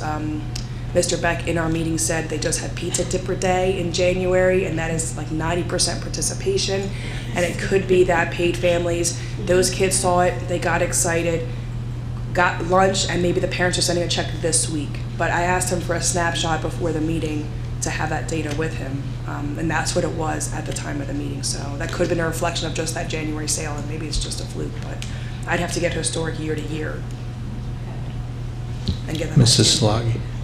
Was Mr. Beck included in this policy, in any of the discussion? Sorry, he wasn't consulted or anything? Well, because I was reading that if they owe money on their lunch, then they can still get lunches. But are they allowed to get the extras? Because I know I would send a check in for the whole week, and my kids would use it up in 2 or 3 days because they were getting the extras. So if you owe money, you shouldn't be getting the extras. You should just be getting the lunch. I'm asking if Mr. Beck was involved in the discussion. A school lunch, we say extras, I don't know exactly what you mean, snacks? Ice cream, the chips, whatever else is extra other than the lunch, the a la carte stuff. From what I understand, kids, if you order lunch, you have it's like state required, like juice, fruit, and all that good stuff. But I don't know about the ice cream or chips and things of that nature. But if a child has money, you can't take their money and put it toward their lunch bill. No, I'm not saying that. I'm just saying if they owe. If they buy a snack, they can. If they owe money and they got a lunch, they don't have the money, but we give them the lunch, they shouldn't be able to get the extras. They should just get the lunch. if they have money, if they have $1 with them or what have you, and I don't know if you can't take their dollar. No one can say that you can't do with your money your dollar. Well, I know that there is a parental line where the cashier says, oh, you're not allowed to get snacks, because, like I say, I had to put that restriction because the money was getting eaten up on snacks instead of on lunches. So, and I know that there's that option that the cashier can see that when they're checking the student out. So if they see that the student owes money and is getting a free lunch, but they're buying snacks, I'm not quite sure that's, the taxpayer's picking up the tab for that. I think this is where Mr. Beck needs to come in. That's why I was saying. Well- No, but I'm saying he can give you the details, but insulted Well, a we've- parent can make restrictions, but the cashier can't make those restrictions. Well, Go ahead, I'm going to let Mrs. Bird, and then I'm gonna answer. Okay, so two things. As far as the lunch debt of a student, it's not the student's debt, it's the parent's debt. So the restriction being placed for a student not to get the snacks, while I agree, is, getting more when you owe money, but it's not the student owing the money, it's the parents. So we don't want to punish the student or shame the student by having someone, the lunch lady, unintentionally, just trying, to help, but to say to the student, well, you can't have that in front of the other students, that's embarrassing for kids. We have to let adults deal with the adult issues and let the kids be kids. And so that was why we were moving towards this. And as far as Mr. Beck not attending or not being invited to attend, we did pose lots of these questions and asked a lot of the financial impact questions prior to the meeting. At the time of the meeting, we didn't have those answers, but we were told we were gonna get them before this meeting. And I'll just expand. What we did at the policy committee was to get ahead of legislation that we know is coming our way, and it's basically aimed at making sure that districts do not engage in any form of lunch shaming. Though our policy, as I stated a while ago when I reported on the legislation, is compassionate. We don't turn students away. They will be fed even if their bill is in arrears, but we do have something known as a basic lunch right now, and that's essentially punishing students for the failing of adults, and that's what we're looking to move away from. That's what districts are moving away from, and we know that we have legislation coming our way by the existence of both that basic lunch and the things you're talking about, Mrs. Salagi, is considered and I believe is a form of lunch shaming.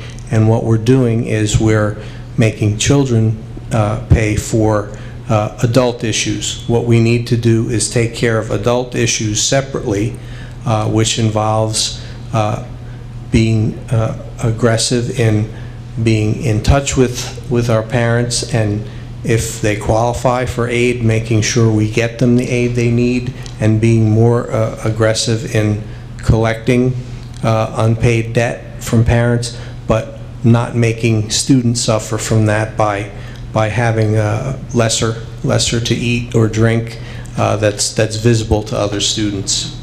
And we're trying to be compassionate to students. Students come first. I understand what you're saying as far as the student shaming. But there was a time when, and as our legislature, I think that we used to be able to not go into the debt where we used to have $200,000-$300,000 in debt.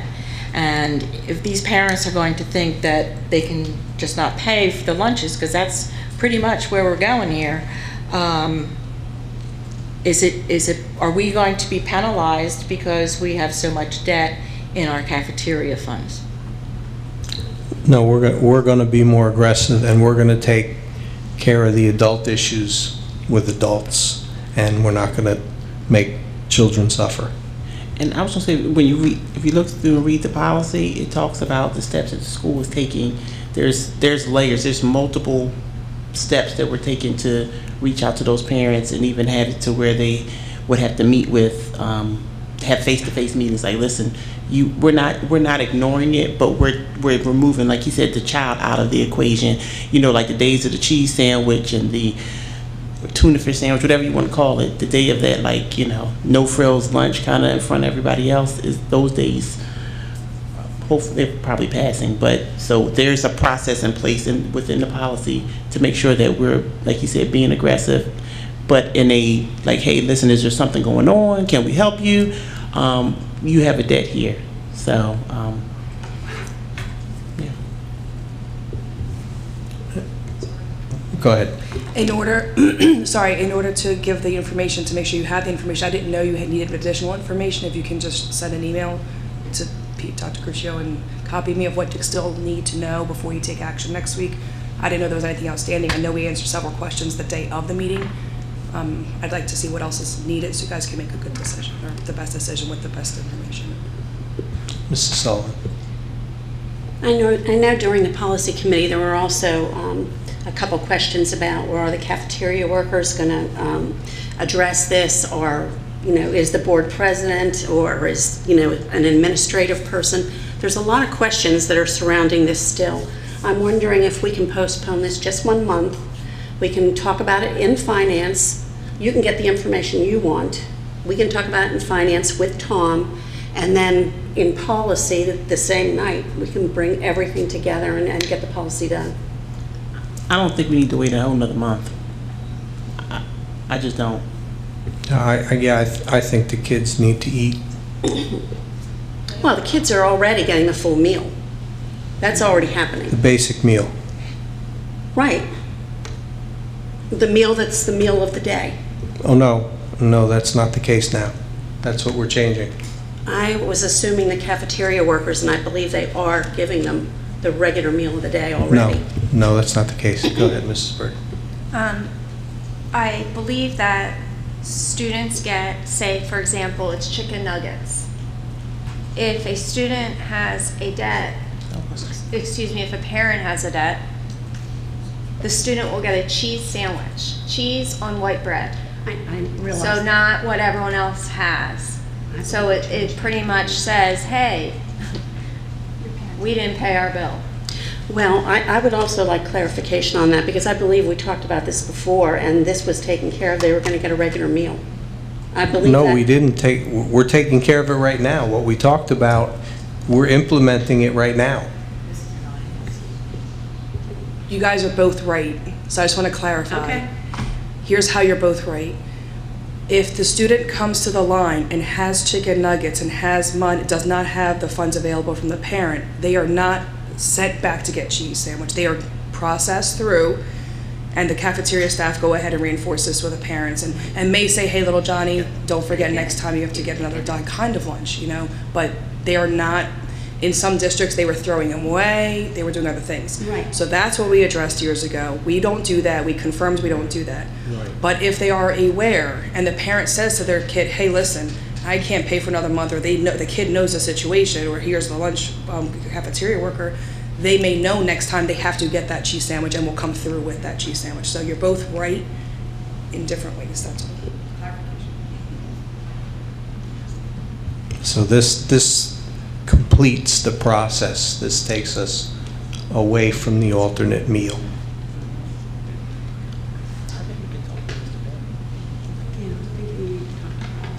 Okay. I was just going to add, just recently, just so everybody's aware, a law was just passed at the end of January that puts about $4.5 million out of the state of New Jersey's general fund. I have no idea if that's going to be enough money or not, but what they're planning on doing with that money is any student that we have in the district that currently gets reduced lunch, under free and reduced lunch, not the free, but the reduced, the state of New Jersey is supposed to pay the difference between the federal allocation for the reduced price and the total cost to the school district. So that law doesn't go into effect for another 180 days because it was just passed. But I just wanted to make sure you know that is out there, and that did get signed at the end of January. Thank you. All right, I think at this point we're going to, our final segment is going to be public comment. If anyone has comments, you have up until 3 minutes on any topic. We do not discuss personnel and litigation. If you have a complex question, we may need to get back to you. So anyone with questions, please give your name and address and step on up.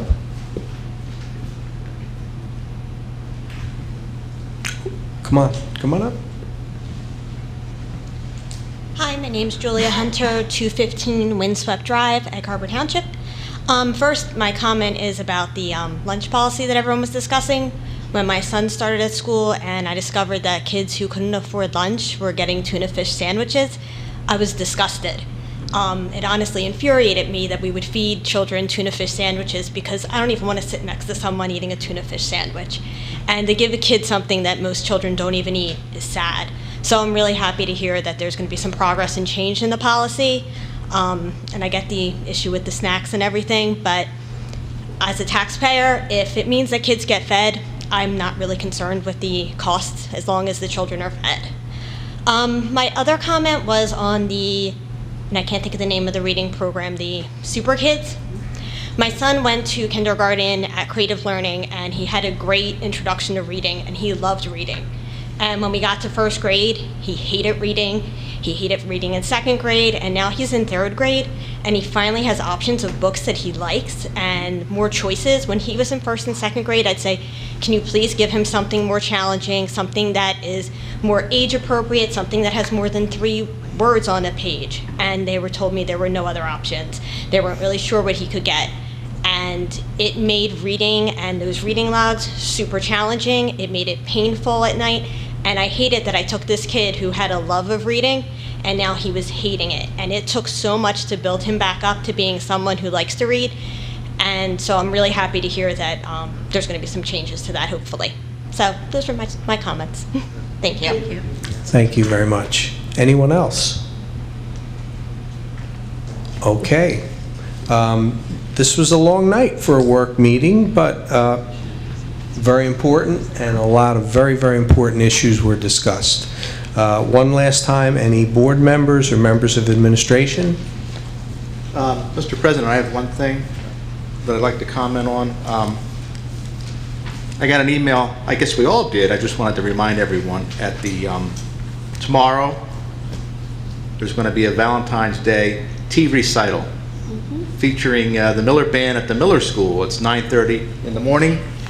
I just wanted to make sure everybody was aware of that. It's coming up quickly. I won't be able to make it because I'm working in the morning, but I just wanted to put that out there in case anybody was interested in going over and supporting Miller. So, thank you.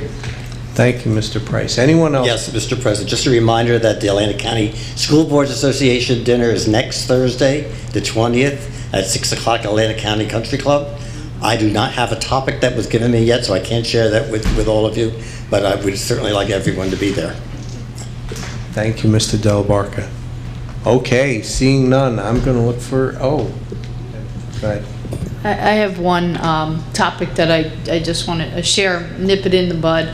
As you know, we monitor social media, and a concern was brought to us today about, since we're talking about the cafeteria, about the milk in the cafeteria being old, so old that it was from like 2005. That is not true.